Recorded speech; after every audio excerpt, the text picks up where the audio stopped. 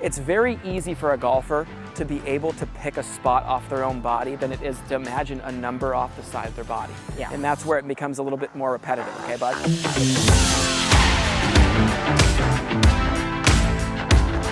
Not only do I want this split in your feet when you set up, a great way to set up for wedges, not just for you, but for our viewer, is just putting both feet together. Not only is this going to help you be square, but your golf club can rest perpendicular to you, and that's indicative of where the ball position would be. The leading edge of the club is matching the shaft line. I then progressively widen out my stance to where the outsides of my feet are where my outsides of my shoulders are. And then I have that simple inch hip bump that takes place with my hips remaining square. That puts about 70% of the weight on my front foot. Let's hit some what I call little off-speed wedges right now. Some of those little 50, 40, 50, 60 yarders. Okay, quick recap, and I know you know this, but we're gonna recap it anyways. I think this is far better than the clock system, and through teaching a lot of lessons, you guys, I've had a chance to see how people respond to certain tips. Now, people know where 9 o'clock is, but they don't know where 10 o'clock and 8 o'clock are and 7 o'clock. I mean, I know they know, but their hands don't. Yeah. Okay? I like picking spots off the side of my own body, my pocket, my belt, my belly button, my sternum, my chest, my shoulders, my neck, my ear. Those represent 10 yards all the way up, 10-yard increments. So my 30-yard shot is when my hands hit my right pocket. My 40 is belt high. My 50 is my belly button. My 60 is my sternum. 70 is my chest. Okay, 80 is my shoulder.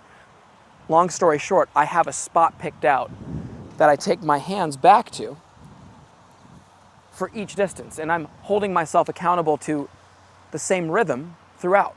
Okay, buddy? So what I want you doing here is I want you stepping in here, and I want you hitting about let's say a 40-yard shot for me, which would just be just barely to where you can almost see the ball land down there. Now, from there, you're gonna have to pick a spot according to your body. Where do you think your 40 is? I think my 40 is like about right there. Okay. And then you're obviously going to take it back farther than that. You think it's going to be there, but yeah. And then we'll get to that, by the way. But for our viewer, picking spots according to our body is a great way to dial in wedge distance control. And typically what ends up happening to the player is they think they're taking it back to a spot, and it ends up being a lot longer.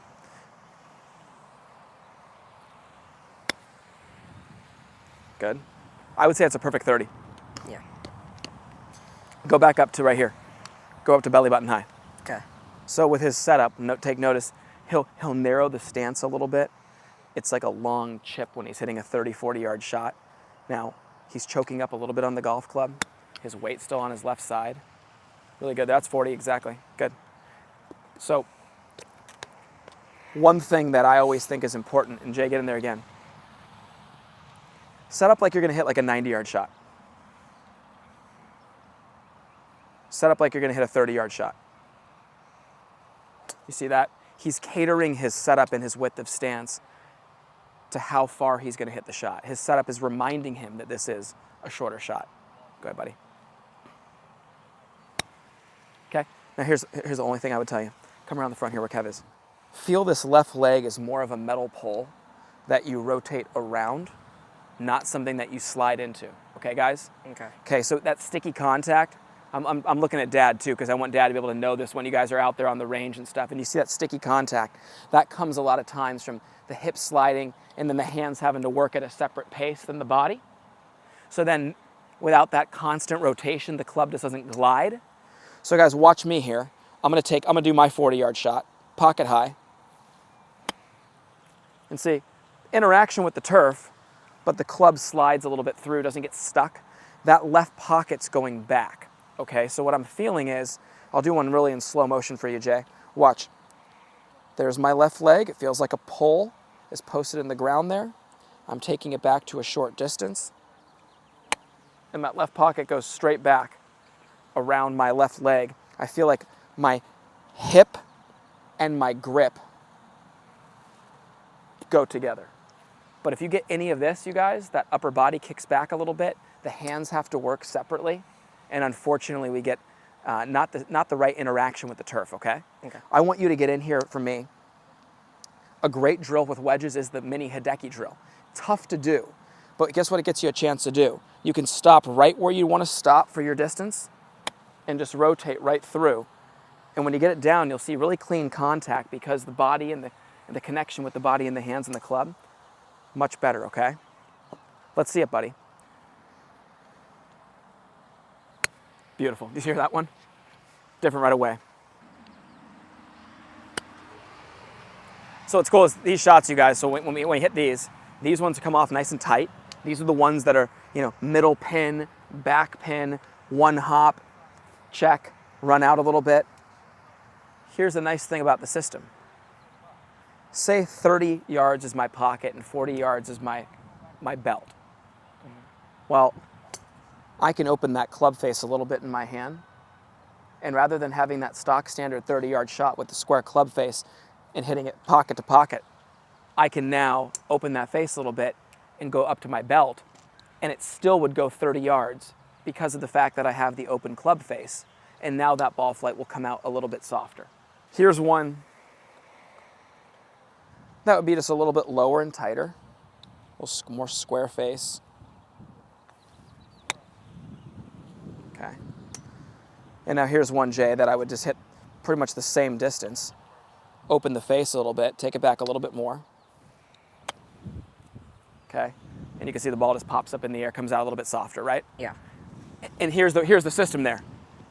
I'm just taking it back to the next frame up with the open face to get the distance that I wanted to hit it, right? So that 30-yard shot that we talked about, which normally was pocket high with an open face, could easily just be the next frame up. It's a cool little system and it works. It's very easy for a golfer to be able to pick a spot off their own body than it is to imagine a number off the side of their body. Yeah. And that's where it becomes a little bit more repetitive, okay, bud? Okay. Hit one of the little higher, softer ones for me now. A little 40-yard shot, maybe you have to take it just underneath your chest. Chest high. Nice, dude. It's pretty good, huh? Yeah. Yeah, good job, buddy. Hey, so let's hit some shots to the red flag. That's a 73-yard shot from where we are today. Okay, I'm gonna take this away because you got the ball position dialed. So guys, we have a recap real quick here. While Jay's hitting this shot, recap. Wedges, stock standard wedge. If we're hitting I say 3/4 wedge because we're never hitting a full wedge, but full effort wedge is 3/4. We have the outsides of our feet to the outsides of our shoulders. We have that golf club running perpendicular to our body in the middle of our stance where ball position is. The leading edge of that club and the shaft are matching one another. We're not gripping it like this. So we learn that's very shut. So from here, the good ball position, I choke up a little bit on wedges. I always do. A little more stability. I don't like gripping the end of the club. Now, the one thing that he's done a great job of, if this is how far I hit a 90-yard shot, he scales it down to choking up a little bit more, getting a little closer, narrowing the stance for a 30-yard shot. So his setup is reminding him of how far he's going to hit the golf shot. So now we have this the good grip with a square club face, a good ball position, something that helps the club face control and helps his path. For Jaden, it's going to be no more left shots, more down the line. Hop in there, Kev. This guy's throwing some darts at this hole over here, so we got to get that on the shot tracer. There it is. Just want to see you do a really good job feeling the left arm and the left pocket move together, okay? Okay. Move together. Feel like it's constant rotation. Don't let the arms get in front of you here. Oh, get it. Come on, baby. Get it. Oh. I mean, listen, I'm not going to let him sit here and show me up nonstop. See, that right there was absolutely perfect. Wedges. We're taking a shorter swing, okay? Especially when it's a shot that's not a full shot. Yeah. The one thing that I want to make sure I do is I want to slow my hands down when I take them back because I want them moving at the same pace my body's turning. So it's really important to think about that. This right arm, you guys, wants to move away from the body. For most all golfers, we want to make sure we keep that arm right in front of our body. It needs to be paced with our body. It needs to move at the same pace our body's turning. And that's what, keeps it right in front of me, okay? I'll show you guys what I mean there. Keeps it right in front of me. So even though I'm taking a short swing here for myself, that short swing, my chest is still facing my hands, okay? So for you, it's very important when you get in here. Watch how slow my hands are going back here. I'm just gonna take them back slowly. And that allowed me to feel like I had good connection between my body and hands.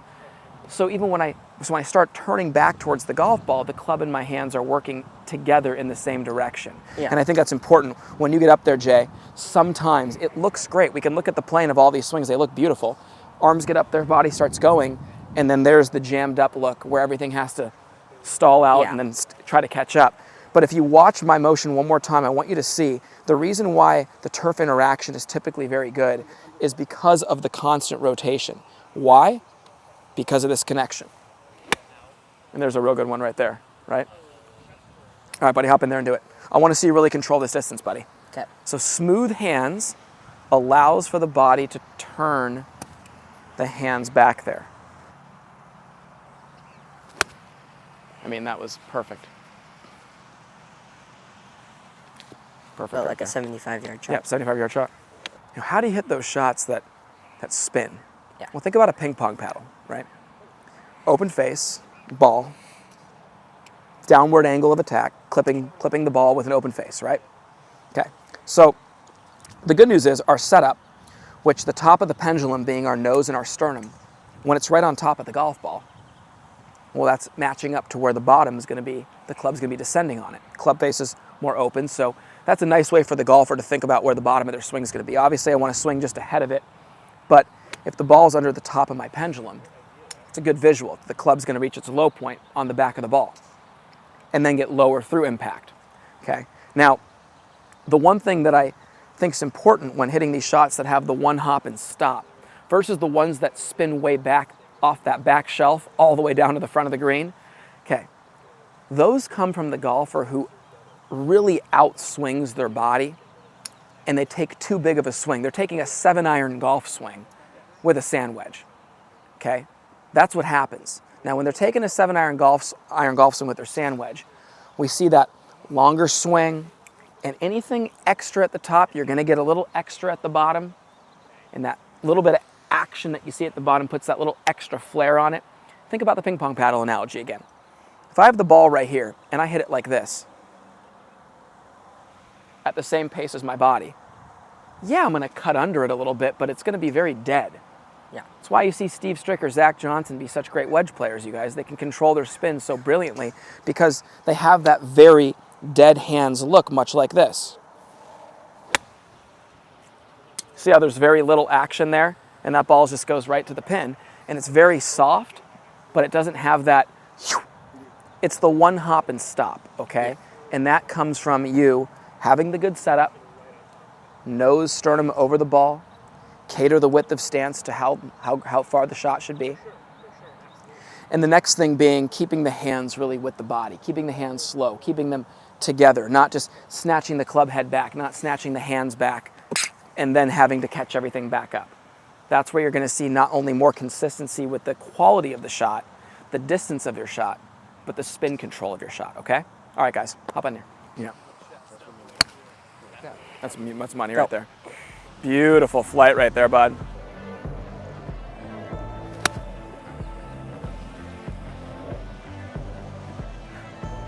Well, that practically went in. How about that, guys?